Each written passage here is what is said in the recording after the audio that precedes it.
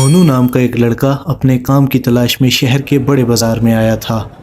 بازار کچھ سال پہلے تک اس سے بھی بڑا ہوا کرتا تھا، لیکن دنگوں کے چلتے بازار کے پاس والے کمپلیکس کو کچھ دنگائیوں نے آگ لگا دی تھی۔ اس حادثے میں کئی لوگ مارے گئے اور کئی لوگوں کے گھر بھی اجڑ گئے، اور اب اس جلے ہوئے کمپلیکس کی بلڈنگ، جو کبھی ایک شاندار سوسائٹی ہوا کرتی تھی، ایک دم سنسان پڑی رہتی ہے۔ پہلے تو کچھ لوگوں نے سوچا کہ کیوں نہ اس کا استعمال کیا جائے۔ وہ وہاں پر گھر بسانے گئے تو صحیح، لیکن کوئی بھی 2 دن سے زیادہ ٹک نہیں پایا۔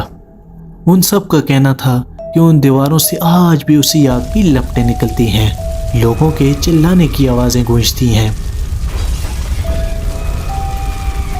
یہاں تک کہ اس بلڈنگ کے اندر ڈھنگ کی سانس بھی نہیں لی جاتی۔ اسی وجہ سے اس جگہ کو لوگ بھوت بازار بلانے لگے۔ کچھ لوگوں نے تو اپنا روزمرہ کا راستہ بھی بدل دیا، وہ 2 چوک گھوم کے آتے، مگر اس جلے ہوئے کمپلیکس کو پار نہیں کرتے تھے۔ سونو کو اس کمپلیکس کے پاس ہی ایک کپڑے کی دکان پہ کام مل گیا تھا۔ دوپہر کے وقت جب دھوپ بڑھ جاتی تو ایسے میں کم ہی کسٹمر آتے تھے۔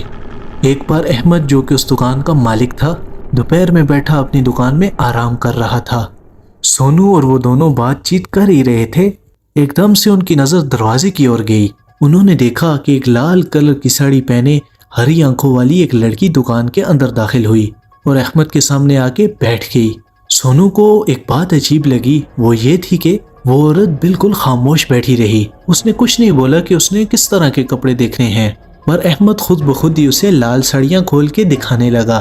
سونو سے یہ بات ہضم نہیں ہو رہی تھی، لیکن اچانک سے وہ عورت کھڑی ہوئی اور دکان کے باہر جانے لگی۔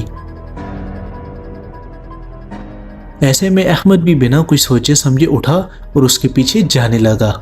سونو نے ان کو پیچھے سے کئی آوازیں لگائیں، لیکن ان پر کسی آواز کا کوئی اثر نہیں ہو رہا تھا۔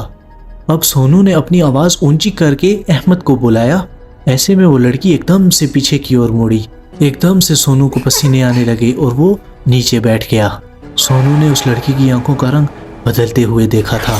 اس عورت کی ہری آنکھیں اچانک سے نیلی ہو گئی تھیں۔ یہ دیکھ کر سونو سہم گیا اور دکان کے اندر ہی سن سا کھڑا ہو گیا۔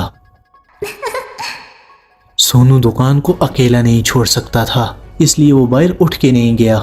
کچھ دیر بعد کئی سارے لوگ دکان سے آگے کی اور بھاگتے ہوئے سونو کو نظر آئے۔ ایسے میں ایک دکاندار بھاگتے ہوئے سونو کے پاس آیا اور اس کو بتایا کہ کمپلیکس کے سامنے احمد بے ہوش پڑا ملا ہے۔ ہوش آنے پر احمد کو کچھ بھی یاد نہیں تھا، لیکن وہ بار بار ایک ہی چیز بول رہا تھا کہ کمپلیکس میں دوبارہ آگ لگ گئی ہے۔ لیکن وہ کمپلیکس آج بھی بالکل ویسا ہی سنسان پڑا تھا اور وہاں پر ایسا کچھ بھی نہیں تھا، پر سونو کا ڈر بڑھنے لگا تھا۔ وہ چاہ کر بھی اس ہری آنکھوں والی لڑکی کو بھول نہیں پا رہا تھا۔ اگلے دن دوپہر کے وقت جب دھوپ بالکل تیز تھی تو سونو نے دیکھا کہ وہ لڑکی پھر سے اس کی دکان کے سامنے سے کہیں اور جا رہی ہے۔ سونو اس کے بارے میں جاننا چاہتا تھا اور اب اس نے ہمت کی اور احمد کو بنا بتائے وہ دکان سے باہر چلا گیا۔ وہ عورت کمپلیکس کی طرف جا رہی تھی، سونو ٹھیک اس کے پیچھے پیچھے چل رہا تھا، لیکن اچانک وہ عورت سونو کے سامنے سے غائب ہو گئی۔ سونو کو لگا کہ وہ عورت شاید اس کمپلیکس کے اندر چلی گئی ہے۔ کئی مہینوں کا ڈر سونو کو اندر جانے سے روک رہا تھا، مگر وہ اس عورت کے بارے میں کسی بھی حال میں جاننا چاہتا تھا۔ اس نے کمپلیکس کے دروازے کی طرف چلنا شروع کیا۔ اس کے چاروں طرف جلی ہوئی اور کالی دیواریں ہی تھیں۔ اتنی زیادہ دھوپ اور روشنی کے باوجود بھی اس کاسل میں عجیب سا اندھیرا تھا۔ وہ جلی ہوئی دیواریں اگر کوئی غور سے دیکھے، کوئی بھی انسان سکتے میں چلا جائے، کیونکہ آگ کی لپٹوں نے اس عمارت کو ایسا گھیرا کہ وہ اب تک صحیح نہ ہو پائی۔ اندر جاتے وقت سونو کو اخباروں کی ہیڈ لائنز یاد آ رہی تھیں۔ وہاں پر 12 خاندان آباد تھے، لیکن آگ کی وجہ سے وہ سب کے سب جل کے راکھ ہو گئے۔ سونو پھر بھی ہمت کر کے کمپلیکس کے اندر آ چکا تھا، اور اس سے آگے کی سٹوری آپ کو نیکسٹ ویڈیو میں دکھائی جائے گی۔ تب تک کے لیے انتظار کیجیے اور ہمیں دیجیے اجازت۔